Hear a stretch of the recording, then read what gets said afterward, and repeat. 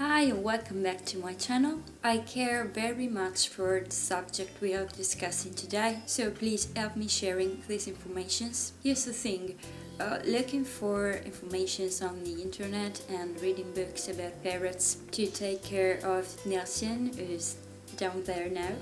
I found out about some very cruel practices parrots owners do sometimes, maybe because they were not informed correctly, but we're talking about something very cruel, so I really care about doing this video and I hope it will be useful to many people out there. First thing I want to talk about is wings clipping. Some parrot owners clip the longest feathers of the parrot's wings, which are the covert feathers, to prevent them from flying. To prevent a bird from flying? Doesn't that ring a bell like, okay, no, I don't have to do this? It should. By tying or cutting the longest feathers of the wings, the parrots are forced to the ground. They cannot fly anymore when they're let out of the cage, and that's so unethical for so many reasons, and I'm gonna talk about this. First of all, flying is very important for a parrot and for every bird. It's important for their muscles and mostly it's important for their minds. A parrot is not a predator, it's prey, and the possibility to fly, to escape from something dangerous, is his most important defense.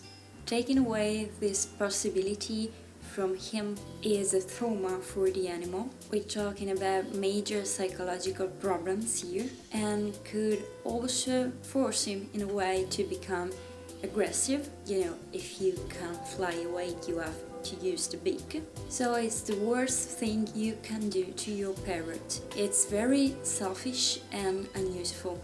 Lots of people do this because they think it will be easier to become friends with a parrot who is not unfed, but this method would do no good to the relationship between you and your pet, because the parrot will be forced to depend on you to move inside and outside the cage, will be forced to have with you a relationship he doesn't want in that moment. And that's not becoming friends. That's becoming master and slave or something like that. That's not trust. That's not love. That's not taking care properly of your animal.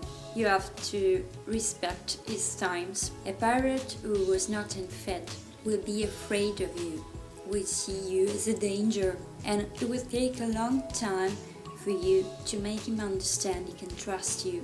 But trying to shorten this process by cutting its wings is useless, brutal, cruel and unethical. You don't have shortcuts with a parrot. You just need time and patience and love. Maybe a long time, maybe a lot of patience, maybe a huge amount of love. But that's what it takes.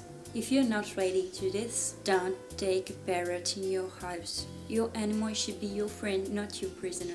I read about another very cruel practice, which is trying to tame a parrot not been fed using his primary needs. Every animal has primary and secondary needs. Primary needs are food, water, company, a shelter. Secondary needs are, for example, treat, a toy, a kind word, something more that can be used as a positive reinforcement to encourage the bird to do something that's positive for him. For example, if your parrots freely come on your hand, you should give him something he likes to encourage him to trust you and do it again.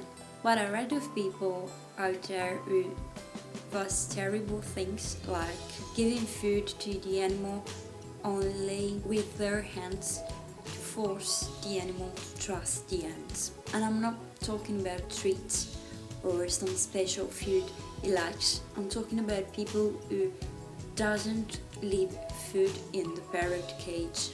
That's another brutal thing which won't bring to an healthy relationship. Please don't take any animal in your house if you're not ready to take care of the animal. Taking care of an animal means respecting him, means respecting his times, means not doing cruel, unethical things like the ones I described before. It really broke my heart to read those things and thinking how bad the life of those animals could be. So please really help me share this message.